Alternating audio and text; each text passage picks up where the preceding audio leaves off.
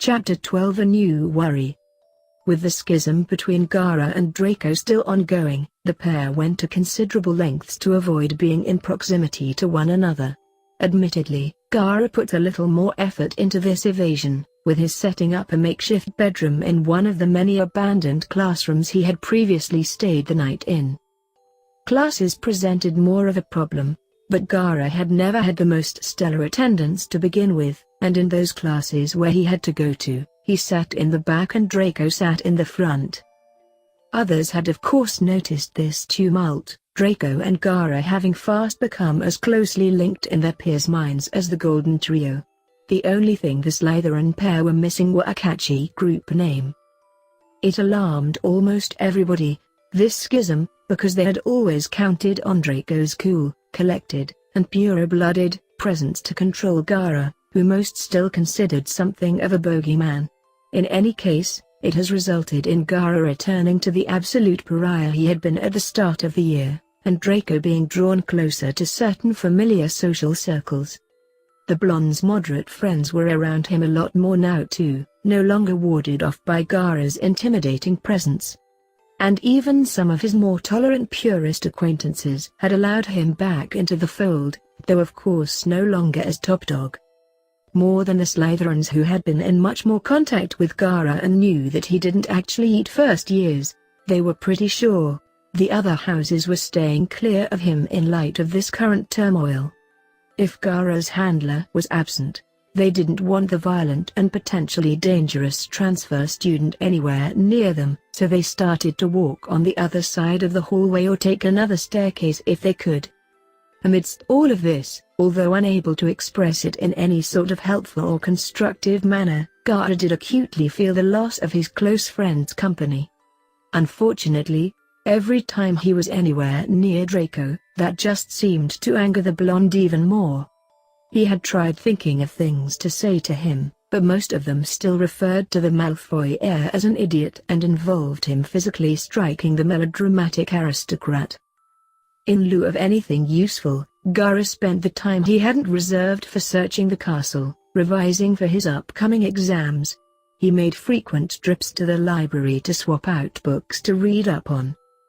It had become a fun game, finding out what a Ravenclaw or Granger were reviewing and then check out all of the relevant books before they could.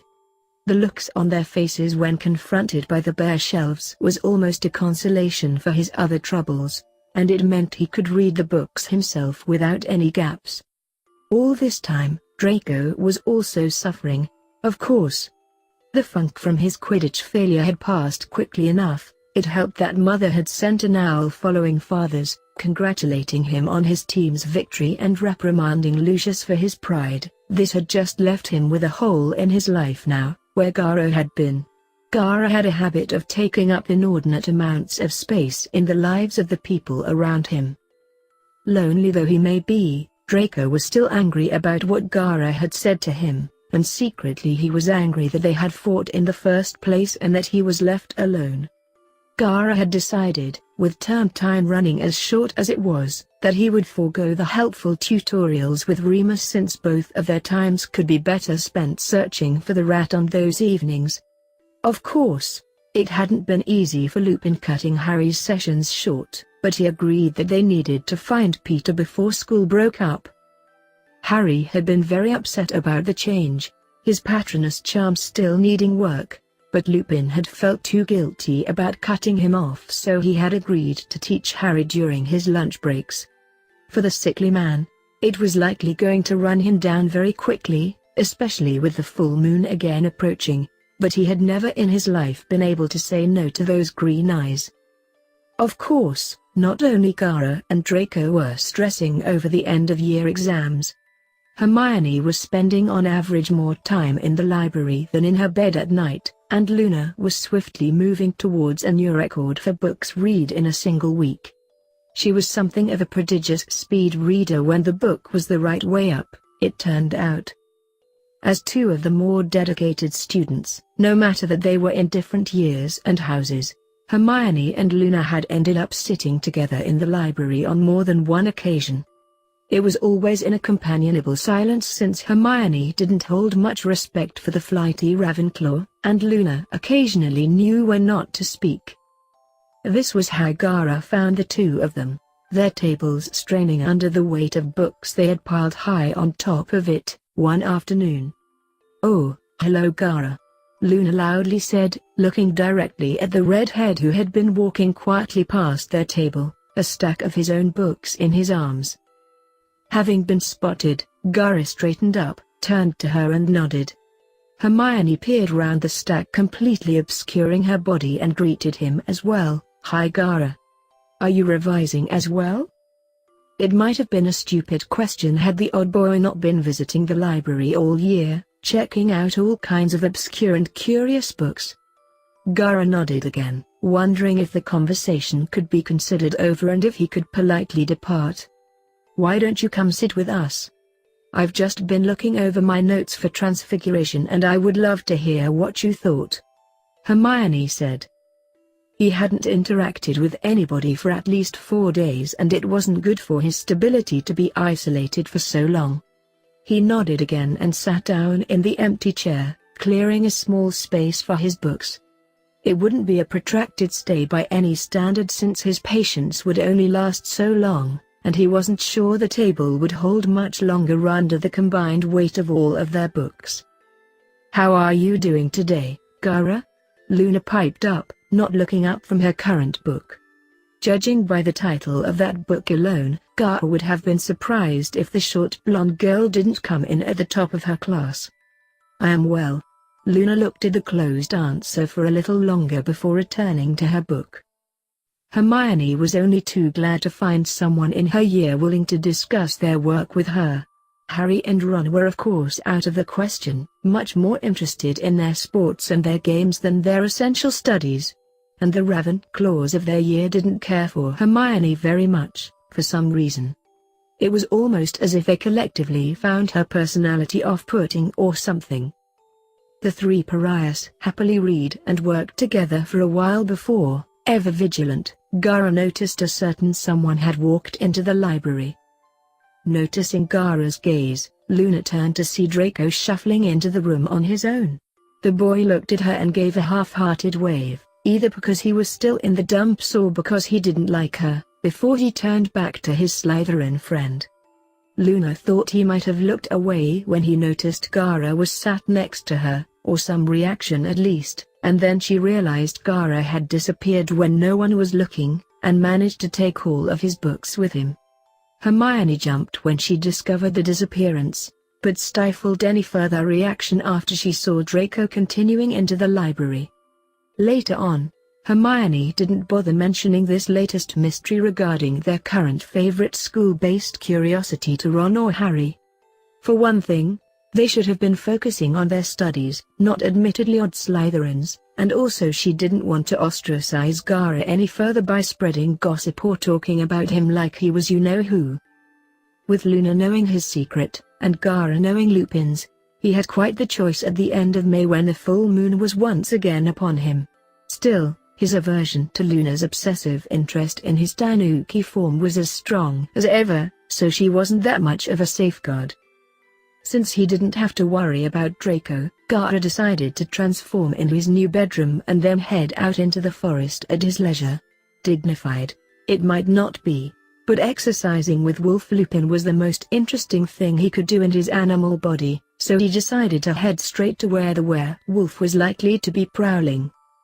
He had brought a lamb bone from the kitchens, with plenty of meat still clinging on, so that he could distract Lupin and run back to the castle when he wanted to. He'd go into the forest and stash it somewhere it wasn't likely to be taken by a giant spider or a wandering thestral. If he took it with him, he would end up losing it to Lupin in moments. Werewolf noses were even better than Tanuki ones, it seemed. After he had shifted, he slung the bone across his back, wrapped in the material he had procured from an old flag in the Hogwarts trophy room. He walked brazenly out in the hallways, being in an abandoned area of the school where no one was likely to be. On a completely unrelated note, Harry Potter had been out that evening, hidden safely under his father's cloak, desperate for some alone time. Ron and/or Hermione had been relentlessly attentive recently, what with Sirius Black and his latest Quidditch failure. Both of those reasons driving Harry instead to seek solace in his own company for a couple of hours. He had taken his chance when Hermione had forced Ron to start revising for potions, since his chances of passing the subject were only a little better than Neville's. With both of his best friends distracted, he had thrown on his cloak when they weren't looking and left the tower. Still, he didn't want Mrs. Norris to smell him and alert Filch, nor did he want McGonagall or Snape hearing him. So he had headed to a hallway everyone knew had been abandoned for the better part of 2 decades. At least it wasn't a totally dark night, the moon shining through the windows pleasantly. His mind wandered back to his hunts for Gara during the nights. Impossible now that Lupin had confiscated the map. His mind was called away from thinking about Gara when he spotted a strange little animal padding around the corner. It was a little too small to be a dog, plus it had an enormous bushy tail, like a giant canine squirrel. Harry walked slowly towards it, to see what it was, when he caught sight of something slung across its back. It was carrying something in the middle of the night. His mind worked through the possibilities, of which there weren't that many, and he settled on the obvious conclusion that this animal was working with Sirius Black, as were most people and things Harry hated these days, and it was carrying a message from him, or was smuggling something into Hogwarts. Gara was rather enjoying the night air this evening. Summer was definitely on its way. He knew it would never be nearly as hot as his home in this country, but any increase in the temperature was a welcome change in the Scottish Highlands. He was enjoying it right up until he heard the sound of steps tapping on the polished stone floors, coming towards him without an invisible source. Gara never liked the Hogwarts ghosts, especially not when they came near him, but they had never been a threat to him. In the body he was in, his instincts were much stronger, so when confronted by what he perceived to be a threat, of course, in his mind, there was only one thing to do, and that was run away. Out of the castle it could not follow him, since ghosts were trapped in the places they haunted, as everybody knew. His animal mind racing almost as fast as his animal body, Gara reached entrance in minutes, having slid and skidded all over the place in his rush down through the castle. His inefficient sprinting had allowed his unseen pursuer to keep up with him, or at least keep him in sight. After he had darted out of the threshold, Gara paused, looking back, panting heavily. He was safe now, and had he been given a moment to collect himself, he might have chosen a different strategy and run further out into the woods where he could lose whatever was following him. Instead, when he heard the sound of tapping on the floors turn to crunching and thumping when it ran out onto the grass and the dirt, he skirted around an invisible noise and ran back to the castle. The next day, among his other troubles and thoughts, Gara worried that this animal transformation situation might be getting worse and that his mind was delving further and further into the animal's psyche each month. For the night, though, his mind was firmly fixed on escaping his pursuer, whatever it was, since it was almost certainly not a ghost. His analytical mind, which would have pieced together the fact that ghosts float, they don't run, in seconds, had finally worked it out with the help of whatever it was chasing him outside. Still, an invisible pursuer was certainly no safer than a ghost in his mind, so he didn't stop to let it catch up. He managed to duck into a classroom without the invisible thing seeing. It came with a great sense of satisfaction, the sound of footfalls passing by his hiding place. He stayed in the room as long as was able, but soon his instincts made him restless and sent him back out into the danger. Sadly, the invisible assailant had been peering into the next room over, so he spotted Gara as soon as he emerged through the doorway and followed after it immediately. Harry was wary of simply grabbing the thing, since it looked like it had some pretty sharp teeth and probably had some claws too, so he was trying to catch it from behind and use the absurdly large tail to block any rabid attempts to maul him. He might have used magic, but some animals, especially magical ones like what he suspected he was dealing with here, reacted negatively to different spells. Hagrid was supposed to teach special stunners and restraining spells in 7th year, for use against magical creatures, but until then all Harry could do was transfigure his jumper into a length of rope and hope he didn't catch magical rabies. That said, even if this thing could hear or smell him and was much faster, it was skidding about so much on the stone floor that Harry might eventually catch it. Not that he was having much luck so far. He pursued it down the stairs into the dungeons, an unpleasant area he was becoming quite familiar with in all of these chases. Draco also had not been sleeping well, the combination of exam pressure and absent Gara stress, and so even though it was a school night he wasn't asleep at midnight. Instead, he wanted to get out of his suddenly stifling room. The Slytherin common room was empty but too static and large for him. He wanted to wander around the empty dungeons tonight. Snape wasn't supposed to be patrolling that night, so Draco felt pretty sure he would be okay so long as he didn't make too much noise walking around. Filch never patrolled the dungeons anyway. As he opened the hidden door, he almost jumped out of his skin when a small animal ran right past his shins and into the common room. Spinning around and fumbling for his wand, Draco was surprised when the small... What was this thing? But it was standing on its hind legs, thrusting one of its forepaws at the open entrance rather urgently.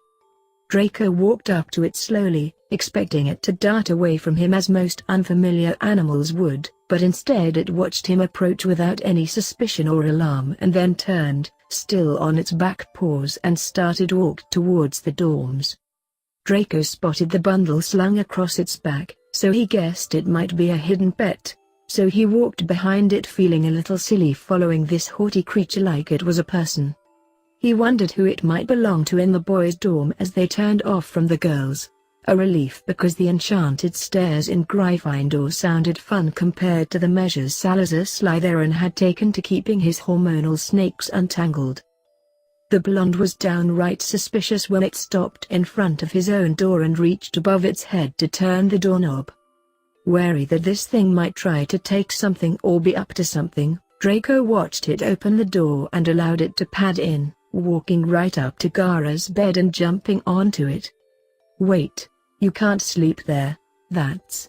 Draco's sentence died in his throat when it performed an eerily reminiscent glare right at him, so similar to the bed's absentee owner, and settled further into the covers. Swallowing, "Well, I don't know who you belong to, but I don't think Gara is going to like his bed smelling of wet dog or whatever you are when he comes back." Gara agreed, but he also knew that he smelled nothing like a wet dog and that he was pristine. Still, he didn't appreciate the comparison and continued to glare at Draco. He also wasn't happy about the probability that he would indeed need to change his sheets because it was summer and he appeared to be shedding a little. Once again he was forced into an uncomfortable situation. But there was nothing to be done about it. He couldn't let whoever had been after him outside catch him, so he had had to take refuge in his own house. And he didn't like his chances among the other Slytherins, so his only choice had been spending the rest of the night with Draco in their room. The morning was sure to be eventful. Draco was wary of the animal at first, waiting for it to go for him. But when the odd little fluff ball moved the pillows and sheets into a loose sort of nest and laid down in it, he put down the book he was too tired to actually read and got ready for bed. He didn't sleep very well. Draco blearily cleared his eyes and looked to the window, hoping to see some light filtering through the bottom of the lake. Nothing. He heard Gara breathing across the room and slumped back in his bed until he remembered that Gara was staying somewhere else at the moment. He flew back up to look across the dark room, his mind wondering who exactly would have snuck into his room while he slept. His sleep-addled mind took a few moments to recall that he had somehow invited a stray animal to sleep in Gara's bed late last night. He breathed out slowly and wondered how he was going to get the beast to vacate the room in the morning. It was only 5 now, the sun wasn't even up. Perhaps now was the time to kick the thing out, before the other students were awake. It would be kinder to escort it out of the school before everyone woke up and started to panic. He stood up and turned on the light, but that didn't elicit any reaction. He'd hoped that would wake it up. Stepping closer, he reached to nudge its fluffy tail, currently wrapped around the little canid, only to hear a low growl before his hand could make contact. After recovering from one hell of a flinch, Draco saw its eyes were open and looking directly at him. Sorry to wake you, but you need to leave now or else people will see you when you leave. He felt silly for talking to a dumb animal, but that shame was quickly faded as the animal regarded him with a look that seemed to indicate it thought Draco was the dumb animal. The animal failed to rise and pad over to the door. Instead it ignored the noble pure-blooded wizard and went back to sleep. Now, you look here, you're either leaving now or when I go to class, because I am absolutely not leaving you in here for Gara to find when he sneaks in during the day. And I don't want you chewing on the pillows or relieving yourself on the rug. So you have to leave, Draco said more forcefully. Gara had enjoyed his doze until Draco had tried to get him to leave. It didn't occur to the tired Tanuki that the invisible being that had chased him in there had most likely moved on, or given up and gone to bed, and that he could still leave and change elsewhere, preserving his secret. Instead, he wanted to continue to sleep on his comfortable and familiar bed with his tail and pillows and sheets all gathered around him. And then Draco had to wake up and try and kick him out. He stared at his dumb roommate before giving up and going back to sleep. Draco would get frustrated and leave him alone soon enough. He could ignore him until then, Gara thought. Gara immediately changed his mind when Draco made that spurious comment about him relieving himself on the floor. He spun around as soon as those words left Draco's mouth and growled and yipped his indignation loudly. Draco backed away from the irate animal and decided to leave it be for the time being. He'd try again after he'd showered. If he had to, he would lead it out with people watching. Hell, he'd drag it out by its oversized tail if he had to. Sighing, he sat down at his desk and started writing more notes for his revision. His life seemed to revolve around revising at the moment. If people knew how seriously he was taking his studies, he would never live it down, but he didn't exactly have the same thriving social life he once had with which to otherwise fill his time. It wasn't long until Gara felt himself change back into his human body and right mind. Once again, the dull ache in his throat returned, but considering the situation he felt it would be better if he didn't spring his healing voice on his soon-to-be overwhelmed roommate too. Still, he couldn't stop himself from clearing his throat a little to ease the soreness. Draco heard the oddly human-sounding throat clearing and glanced back to make sure the sandy-colored thing wasn't retching on the bed or the floor. Instead, he found Gara lying in bed like he'd been there all night. Like he'd been there all night. He'd been there all night. Oh, for God's sake. Gara, is it normal for people to turn into weird little animals where you come from? Gara missed the rhetorical nature of the question and shook his head. If it's not one thing, it's another. Can you turn back into it? I want a better look now that I know you won't bite me. You'd better not bite me.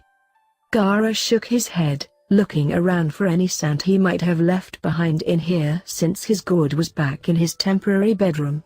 He managed to scrounge up a handful from under his bed that had to be spelled out right in front of Draco's face to be legible. It is involuntary. I change with the full moon. Wait, so you're AWA whatever that is?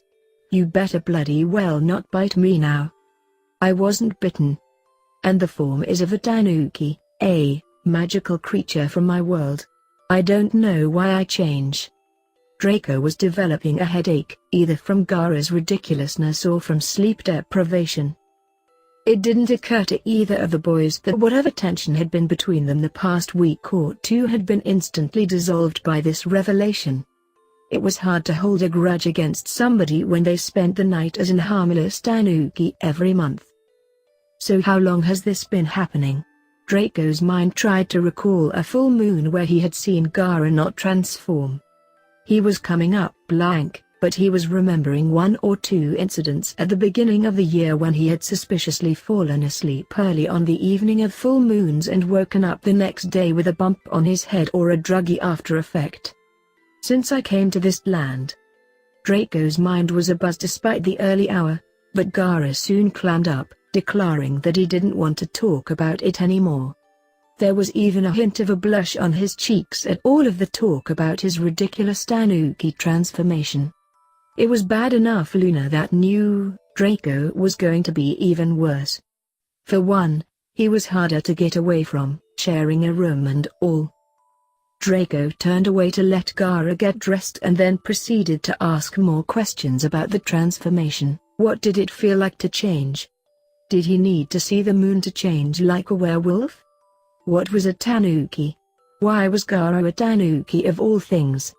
Could he control sand in that form? How good was his hearing or smell? Did anyone else know?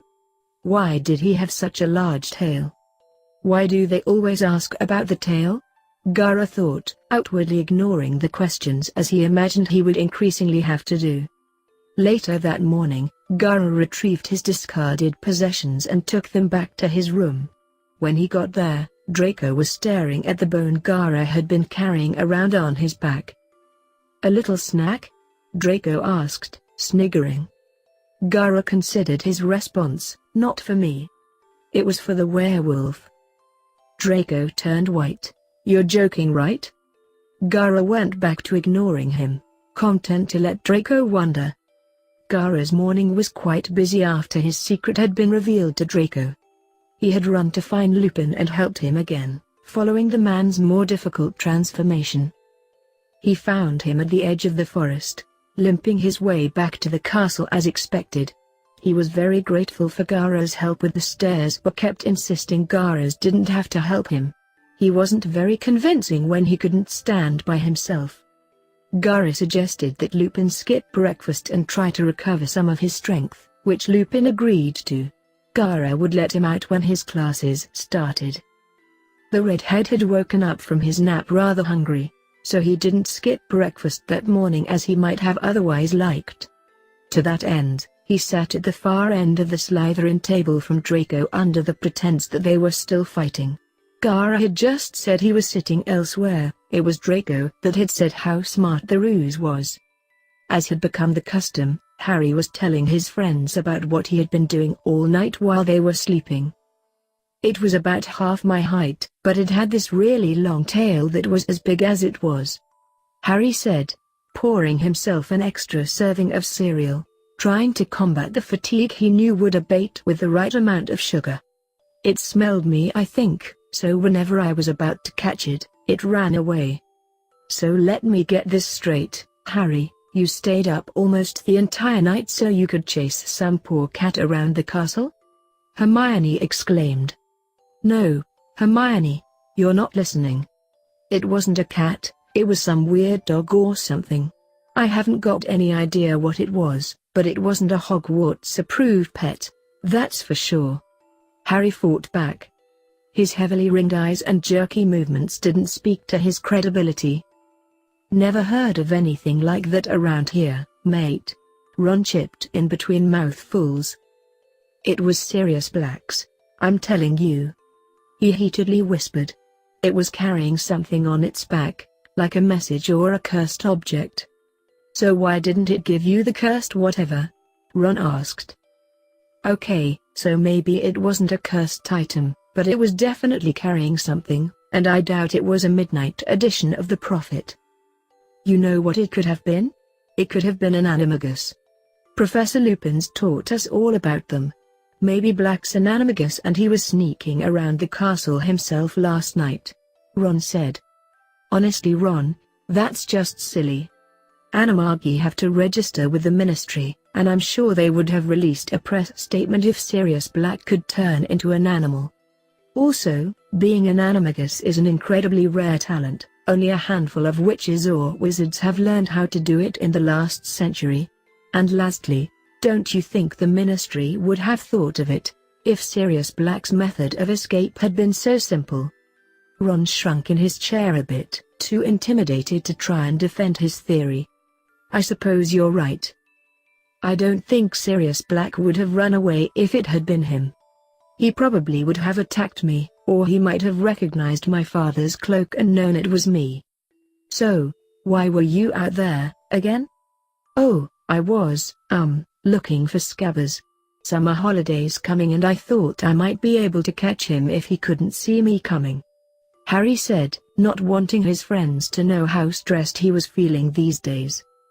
Ron was perfectly pleased with the answer. "Oh, thanks, mate."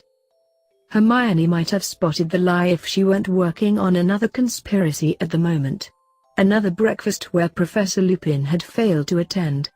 He had either missed or shown up sick to every breakfast following a full moon since term began. She was 96% sure of what he was. It might have been higher but for Gara throwing her judgment into doubt. She had harbored a similar suspicion about him, with his penchant for missing breakfasts and dinners around that time of the month, but he had showed up to enough that it was very unlikely he was a lycanthrope. Not that it mattered much either way, other than the obvious safety concerns.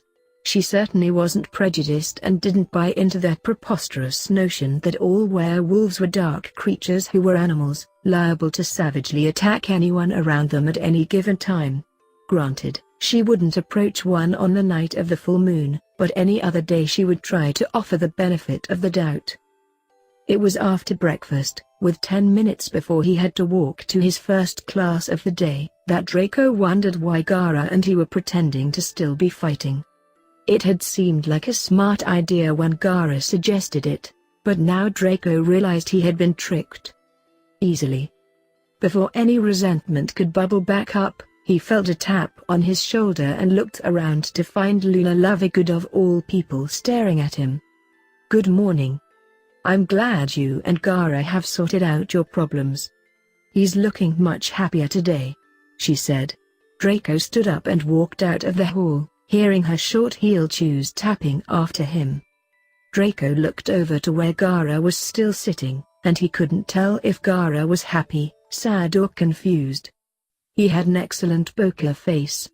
The blonde certainly couldn't discern any upturn in his demeanor. If anything, Gara looked at this morning.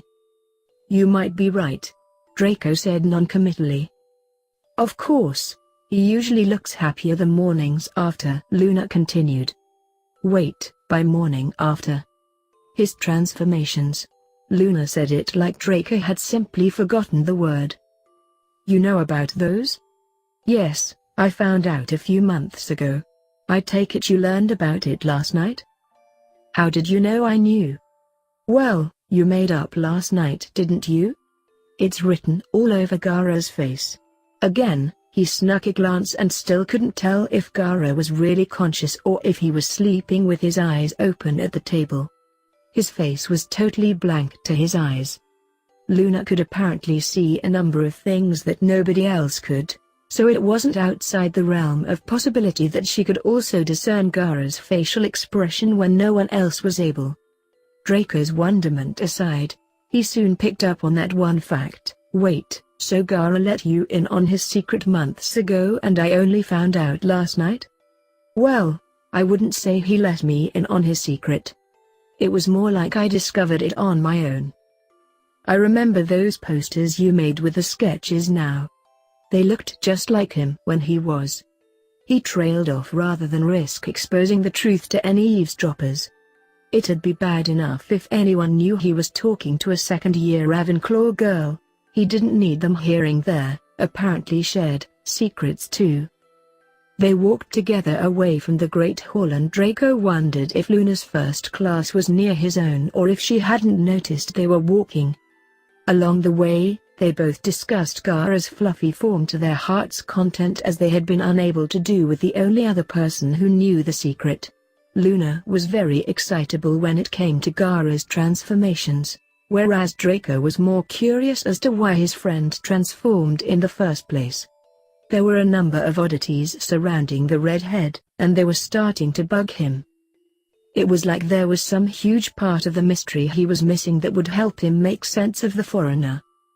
The pair also came to the same conclusion. It was strange that everyone still feared Gara despite his saving everyone on the Quidditch pitch from Dementors months ago and had toned down his aggressive and misanthropic tendencies too. If the school could see him during a full moon they would definitely change their minds about him, that was for sure. As the month rolled into June, the last of the school year, A new worry etched itself into Draco's mind: where was Gara staying during the break? The thought had of course occurred to him before then, but now it was becoming a pressing matter. He wasn't sure if he could invite Gara to stay at the Malfoy estate for the full summer after he had stayed for Christmas, either. And he didn't know if he could ask Gara to come to his home again without inadvertently making his parents responsible for him by default. With Gara's temperament and behavior, that was quite the burden to thrust upon his mother and father. He was also terribly afraid to ask his father for permission to bring Gara home again because it would necessitate a frank discussion between his father and he regarding Gara. Both of his parents had been willing to indulge his friendship so far without any gains to be seen from it, but that would only last so long as they were willing to turn a blind eye. They had taken Gara at his word that he was from a suitable purer blood family, and forgiven his lack of proper manners as being a foreigner. Eventually they would want to know exactly who and where he had come from. For that matter, Draco wouldn't mind knowing as well. Dumbledore had his own plans for Gara this summer. The boy had landed in his lap entirely unexpectedly, but Albus was nothing if not adept at adapting to changing circumstances. He would never have guessed young Sirius would somehow escape from Azkaban, but the rest of what followed had sadly been quite predictable. Gara was a strange child, one of the strangest he had ever met, but knowing the boy now as he thought he did, he wasn't all that difficult to understand and anticipate. He would have liked to leave Gara in Remus' care over the break, seeing how close they had become over the course of the year. It was a curious bond, but one born from shared hardship and experiences, he thought. However, the law was the law and Lupin couldn't look after a child being what he was. It was only because none of the parents knew about him that Remus was allowed to teach in the school. And it was chiefly because of the regard the Ministry still held Albus in that they had listened to his request and kept Remus secret to themselves. The Ministry were already curious about the boy, so there was no way they would continue to stay quiet if Lupin tried taking him in. Severus was out of the question for both the obvious reasons and because of his record. Hagrid had a record too, sadly, and Albus thought it would be a real hardship for his friend to try and look after a teenager. The Weaselys would have been a good choice, but they had so many mouths to feed already, and Gara did need a little more attention that they could reasonably be expected to provide. Plus, there was every chance Harry would be staying with them by the end of the summer too, so the burrow was out. He was far too busy, and old, to do it himself, and Minerva was similarly busy and unsuited. He had worked through his entire address book, tearfully crossing out a few old names since the last time he had looked through it, trying to find a suitable guardian. He needed someone he could trust to look after the boy, otherwise he would presumably be left in the Malfoys' hands for the whole summer. He had been wary enough of the Christmas visit, but too long around those sorts of people might reverse the good work Gara had done on Draco. From the dwindling list of Order members still alive and capable, he had ended up with two names, Emmeline and Sturgis.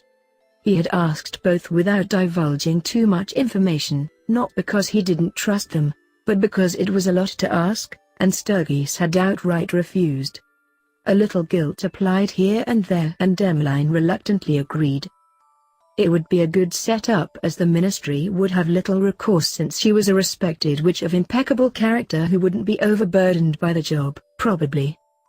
He didn't want to upset Gara by telling him too early, but on the other hand he didn't want to wait and risk losing the boy to the Malfoys. He had decided he would tell him after his exams had finished, with the 2-week respite before they went home for the break. Difficult and at times tear-jerking, by and large the job of finding Gara a home had actually been something of a fun task for the headmaster, a distraction from the darker issues he was facing at the moment. Unbeknownst to the bearded man, Remus had already planned to invite Gara to stay with him at the end of the year. He knew the Ministry wouldn't like it, but he would ask Dumbledore to intercede on his behalf. It might cost a little political capital, but he was sure Dumbledore could manage it. Sirius had never been much of a forward thinker, so his plans really just revolved around catching Peter and how that would solve all of their problems. He would take custody of Harry and take in Gara too. He could help support Lupin as well. Then he usually devolved into imagining his peaceful life together with his friends and family. All the while, Gara figured he would just hang out in the forest for a couple of months and go into town to get supplies every now and then. Spend some time with Fluffy and maybe Sirius if he wasn't bugging him too much. Keep an eye out for the rat if he didn't leave the school with Weasley. And, needless to say, the Ministry had plans too. Draco walked through the corridor with the book open, safe in the knowledge that almost nobody else would be taking this route to get the astronomy tower. Gara had said he would meet him outside of the abandoned tower before they went to their astronomy exam that evening. He didn't bother asking why Gara was meeting him there or what business his roommate had in that particular tower. He had too much to think about as it was. Gara was waiting there conspicuously as expected, so Draco finished checking one last fact before storing the book in his satchel and continuing along. As the first of the exams, it held a special place in Draco's contempt, but it was certainly not the most worrisome test he was soon going to be taking. Astronomy happened to be one of his stronger subjects since he had been introduced to all of the major constellations when he was just a child, whenever his mother would talk about her family history. As they ascended the spiral staircase with their classmates to take their tests and perform the practical astronomical observations, Draco once again worried about Gara's grades. Astronomy wasn't his worst subject, and he clearly did study a lot, but he was so far behind their year when he arrived. Gara on the other hand was worried about Draco's stress levels. He seemed to be worrying about a lot at the moment. He was probably what was that word again? Neurotic. Gara had gone to see a psychiatrist shortly after the Konoha conflict after his sister had asked him, and made sure he wasn't going to kill the man for talking to him. He hadn't really been analyzed because he had just asked lots of questions of the understandably nervous therapist and left when he was finished. Sina decided to declare him fit for duty despite the failed attempt at gauging his state of mind. They had used him before, and he was improving, so it was decided he was safe to return to active duty along with his siblings. Yes, Draco was definitely neurotic, but he didn't bother mentioning this helpful piece of psychological wisdom to his friend since it was both a mole science and from another world. Who knew which sciences had progressed here? He still couldn't believe some of their machines. But then, he also couldn't believe some of their prejudices in this world, advanced in some areas and primitive in others. That entire week was filled with exam after exam for every student in the school. The career students, primarily in Ravenclaw, treated it like a religious holiday and would hardly say a word to anyone the entire time from their first exam to the last. And after every test, the students would run over their answers in their heads and try to figure out where they went wrong so they could panic for the next month or two until their results were released. Those lucky enough to be in close-knit friendships would experience a mutual concern over each other's performances. Although, for a certain pair of Slytherins, it was a little one-sided. What little emotional investment Gara could muster for these useless tests, he trusted in Draco's ability to pass all of his classes. He was bright, powerful enough, and had been studying more than anyone else in their house for the past month, except perhaps Gara. Draco wasn't so confident in Gara's grades. Granted, the improvement the foreigner had undergone since September was immense. He hadn't even blown anything up during his practical demonstrations for a while. That alone spoke volumes. Draco told himself that the exams had all gone smoothly, so Gara couldn't have done that bad. He had even shown up to their potions finals, to everyone's collective surprise. Snape looked about ready to call the whole thing off when Gara stepped back into his laboratory for the first time in months. By the time last test had come and gone, the school was feeling the annual strain fall from their shoulders. There was another 2 weeks before the train would come to take them home, but it was paid little heed that weekend as most treated their work as finished for the summer. To celebrate and reward Draco for his hard work, Gara gave him a large bag of Honeyjuice sweets. Since the cancellation of Hogsmeade trips, luxuries like sweets and the like had become precious commodities to the imprisoned student body. The fact that Gara had broken the embargo didn't raise as much as an eyebrow when those told were confronted by the sight of the bulging bag of tooth-rotting goodness. Even Draco didn't bother asking where or how Gara had gotten hold of the loot. The students were allowed a small amount of sweets through the post, and those with enough money could buy these kinds of items from the enterprising Weasley twins. Rumor had it that the pair were still able to get out into the village, but most dismissed this as a myth. If it were that easy to sneak in and out of the school grounds, Sirius Black would have murdered Harry Potter by now. The Weasley twins were expensive and Gara was entirely too poor to have afforded a bag this large, and no one was sending him candy, so Draco would have been left to wonder if he weren't suddenly so popular amongst the gluttons of his house. And the envy of the gluttons in other houses. Once again the Weasley twins, hearing about the impressive procurement, wondered whether Gara was trying to compete with them again. After the exams had passed and the classes had moved on to the next year's syllabi for every class, except the 7th years who were almost universally lazing about the castle, Gara was called to Dumbledore's office for a short meeting.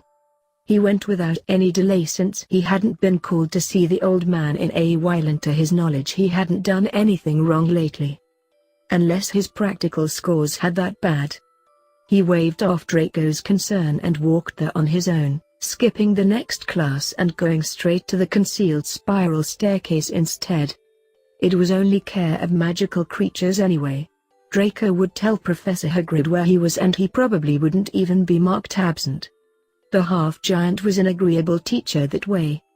On his way, he had passed by a number of departing students who were exerting very little effort to conceal their rampant, round-the-clock partying.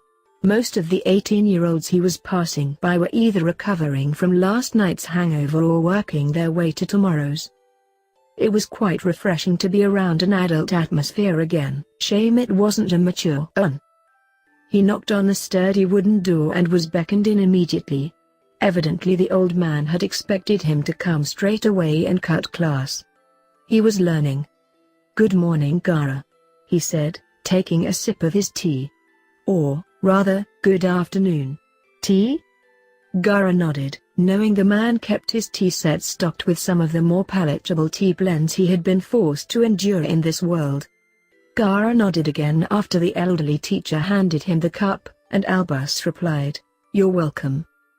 Now, you are probably wondering why I have invited you here this morning," he started, offering a biscuit for courtesy's sake. "You do not have any living relatives in this country and cannot return to your home over the summer, as I understand it. Is this correct?"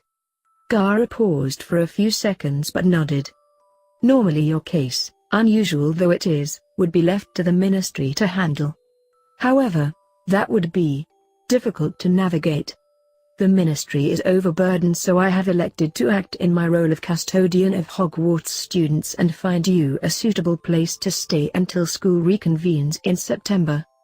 Gara didn't like where this was going. It was bad enough Draco was losing sleep over the letter he had been trying to write for the last 4 days, addressed to his parents and the most likely concerning Gara's living situation. He knew people saw him as a child in this world, but was there really a need for all of this controlling behavior? Where? He didn't care for the infantilization, but if he was going to be put somewhere suitable for the months off anyway, he didn't want to fight it out of principle. Plus it might ease Draco's put-upon shoulders. "An old colleague of mine has agreed to take you in as a favor to me. Her name is Emmeline Vance. She used to be in RA for the ministry, but now she is a professional duelist. One of the finest spellcasters I have even seen, I would say. She has the skill of a witch twice her age." Gara mulled this over in his head. She would certainly be helpful in his learning wizardry, but on the other hand he didn't like the sound of her doing it as a favor. Dumbledore was involving himself in Gara's life just a little too much. Plus, He got the distinct impression his movements would be heavily restricted if he were to agree to this. "No, thank you," Gara stated simply. "I'm sorry, my boy, I don't quite follow." "No, I will not be staying with Miss Vance over the summer." Gara didn't add anything else, readying himself to leave and skip the rest of the current lesson. "No, my boy, I'm afraid you don't quite fully understand the situation. We cannot release you at the end of term without a suitable home for you. Now, Emmeline is a lovely woman. I'm sure you two will get on swimmingly." "You cannot release me? I am not a prisoner." "No, of course you're not a prisoner, but every school has a duty of care to their students. Hogwarts is no different. I will find myself suitable accommodation until September. Thank you." With that, Gara stood to leave, but Dumbledore quickly waved him back to his seat. "No, that won't do. You aren't old enough to make that decision yet. If you have another suggestion, I could perhaps look into it, but otherwise I have to hand you over to Miss Vance. I am not from this country. I am an adult in my own.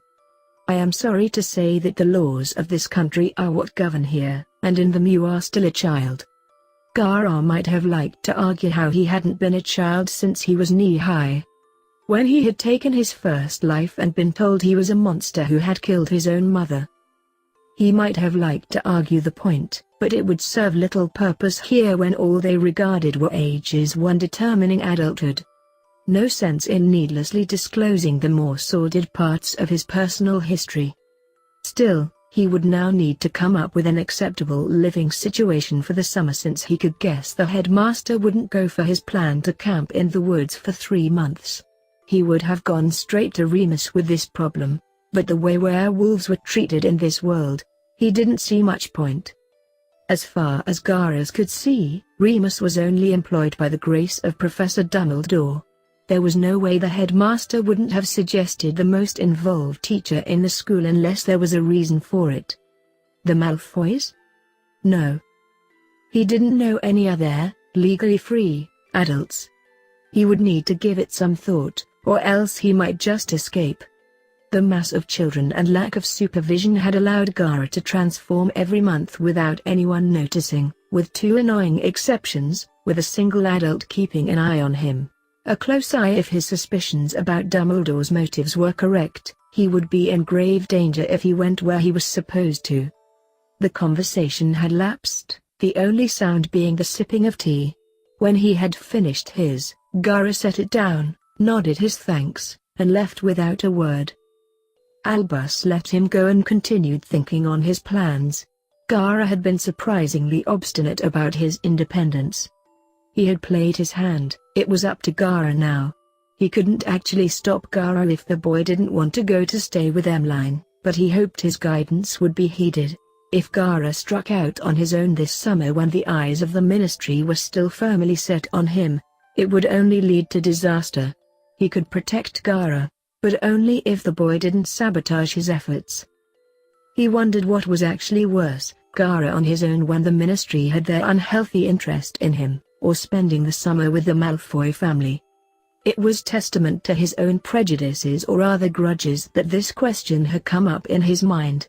The Malfoys had done nothing but help Gara since making his acquaintance. He had nothing nice to say about Lucius, but as a unit they had not moved to harm the boy so far. Anticipating a fight with Gara over his future, he started planning ahead for his meeting at the Ministry in under a week's time, on the 23rd. The meeting was a strategy meeting between a number of interested and relevant people to discuss the ongoing Black Crisis. In attendance would be himself, Minister Fudge, Morbidus, Lucius, Minerva, Filius, the head Dementor Wrangler currently stationed at Hogwarts, as well as Rufus Scrimgeour, Amelia Bones, and the head of Magical Punishment, aka the man in charge of Azkaban and every Dementor under the Ministry's purview. In all, it was said to be a positively excruciating meeting, but with any luck he might have them remove at least some of the Dementors from the school next year. Then again, he was arguing against those who were calling for the school to close until the problem had passed, so it would not be an easy discussion. He would tell all of the remaining staff members to be on high alert that night in case Sirius somehow caught wind of their departures. It would most likely be fine though. The night of the summit was a big night to be sure. Lupin was preparing for his final transformation of the school year, as was Gara. For the former it would mark the end of his being expected to show up to breakfast in the morning. He could return to spending the day or two following his changes recovering in bed. The latter, Gara, was anxious over his soon-to-be changing venue because depending on where he ended up he was going to have a lot more difficulty changing in peace. Even if he did stay with Draco, which was not looking too likely considering the letter was still on Draco's desk, and Draco helped conceal his changes, the manor had servants and two very interested parents. Harry's afternoon hadn't been in preparation as much as recovering from the shocking experience he had at the end of his latest divination lesson. Professor Trelawney had been pleasantly predictable for the majority of the year, foreseeing a number of students' deaths and generally failing to convince anybody that she could see anything, least of all the future. The only exception before today had been the first time she had taught Gara, where she had performed a very different act in predicting Gara's future. The strange voice, ambiguous content and memory loss afterwards were a departure from any of the other insights she had felt compelled to share in every other lesson since. She had been very interested in her prophecy directly after the event, but the day after whenever anybody mentioned it she clammed up and pretended it never happened. That afternoon, Harry had heard another which had him honestly scared.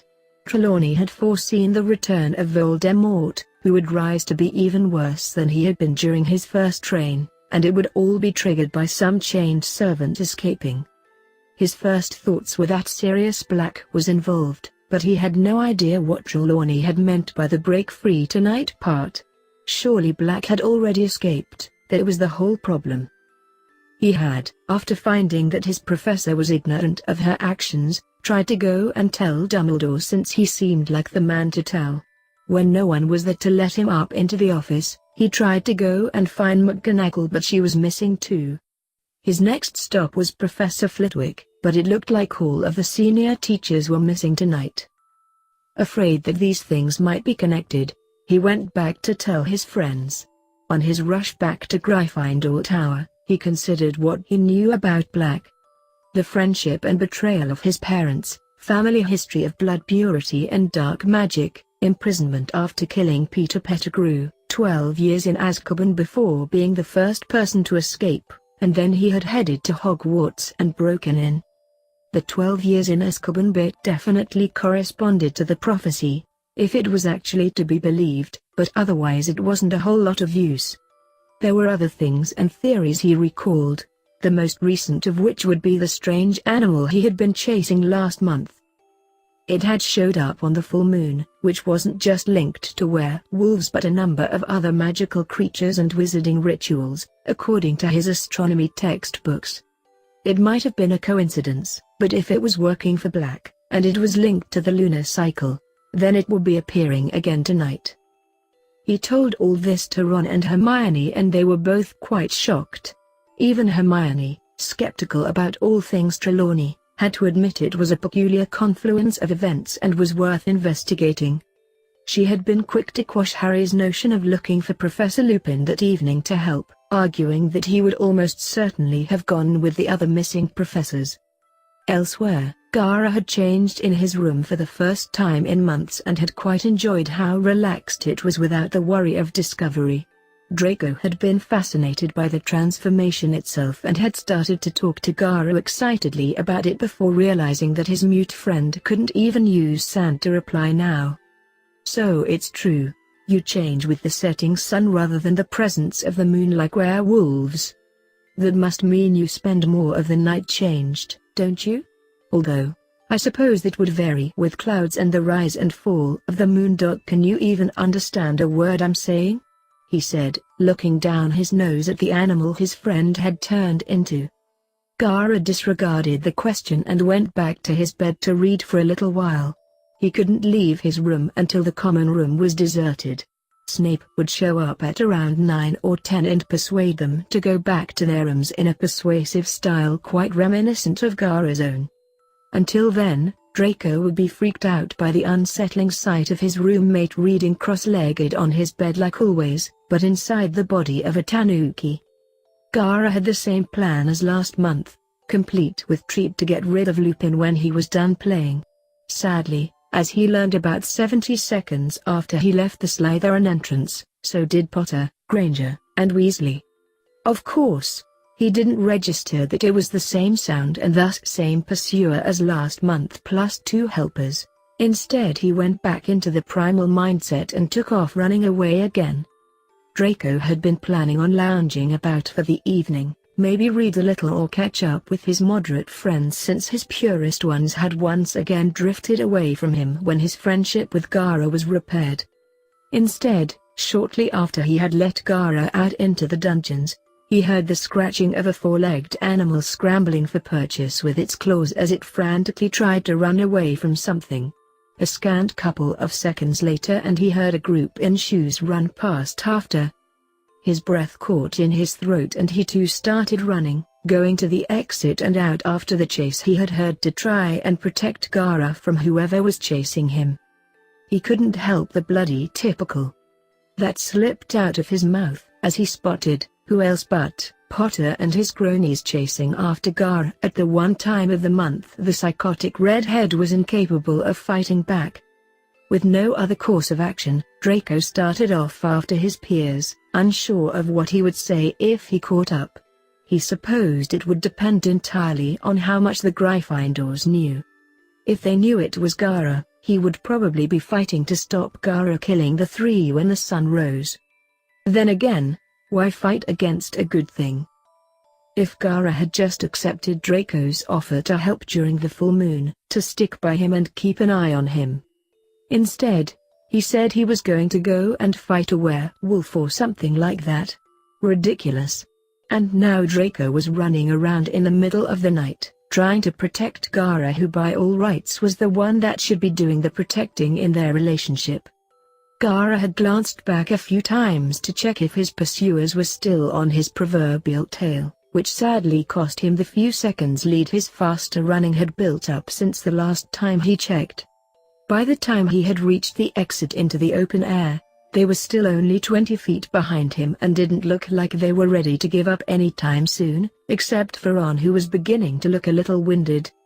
And Ron had been having such a great afternoon, too. Gara, looking back one last time as he ran down the hill, swerving away from coming into the attack radius of the Humping Willow, saw that not only were the 3 Gryffindors still after him, but so was someone just now exiting the castle who looked an awful lot like Draco. Still, out in the open like this, especially downhill, Gara had doubled his lead in seconds and was practically at the forest line, in which he would be able to escape without any trouble, when he heard a scream. Turning around, he expected to see Granger being attacked by the malicious tree. Instead he saw that the girlish scream had come from Weasley, who was being dragged towards said tree by a dog he was sickeningly familiar with. The remaining 2/3 of the Golden Trio tried to give chase, but the willow had obviously just woken up after having its knot touched, and so started to attack the 2 teenagers with extreme prejudice. Gara dearly wanted to go after Sirius, find out what he was playing at, or at least stop those 2 idiotic lions from getting themselves killed by the local flora, but in the form he was, he could barely help himself. There was nothing he could do but watch them struggle and risk their lives. When Draco, who had given that scene a wide berth, reached him by the tree line, he watched too. And he was even more clueless than Gara as to what was going on. "You didn't know that was going to happen, right?" Draco asked, switching his terrified gaze from where Potter and Granger had crawled under the flailing tree, to Gara, whose eyes, unchanged from their intense human versions, were staring at the unfolded scene too. Draco might have heard a whine come from his canine friend, but he didn't say anything. Well, that's the ending of that chapter. I do hope you enjoy this video. If you like to see more, remember to hit that like button, subscribe to this channel and leave a comment down below. Until next time.